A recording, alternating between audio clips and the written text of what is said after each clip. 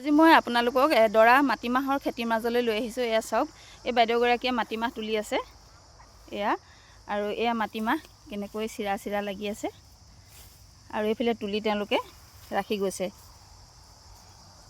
আমি কিনি খোৱা মাটিমাহবিলাক আচলতে এনেকৈ খেতি কৰা হয়, আৰু তেওঁলোকে ইয়াৰ পিছতে শুকুৱাই পিনে মৰণা দিব। মৰণাৰ পিছত তেওঁলোকে বজাৰৰ কাৰণে বিক্ৰীৰ কাৰণে ৰেডি কৰিব। আৰু এইফালে আৰু মানুহে তুলি আছে, ভাবিলোঁ আপোনালোককো দেখাওঁ। আৰু এয়া খেতিয়কসকলৰ কঠোৰ পৰিশ্ৰমৰ ফল।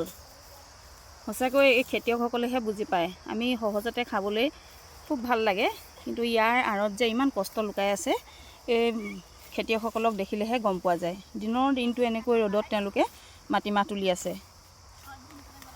এয়া চাওক, আৰু আমি এনেদৰে তেওঁলোকক অকণমান ভাবিলোঁ ভিডিঅ' বনাই লওঁ। বাইদেউ, এইটো খেতিটো আপোনাৰ নিজৰ নে বেলেগৰ? বেলেগৰ। অঁ অঁ, এতিয়া আৰু কিমান দিন তুলিব লাগিব এনেকৈ? দুদিন লাগিব ন? অঁ অঁ, ঠিক আছে বাৰু। এতিয়া দিনটো তুলি আছেনে আপোনালোকে? অঁ অঁ, হাজিৰা ছিষ্টেম নে ঠিকা? অঁ অঁ, ঠিক আছে বাৰু। এয়া চাওক, আৰু কেইবাগৰাকীও বাইদেৱে তুলি আছে। সেইফালে আৰু অলপ দূৰলৈ দেখিছে নিশ্চয়, তেওঁলোকেও তুলি আছে। এয়া,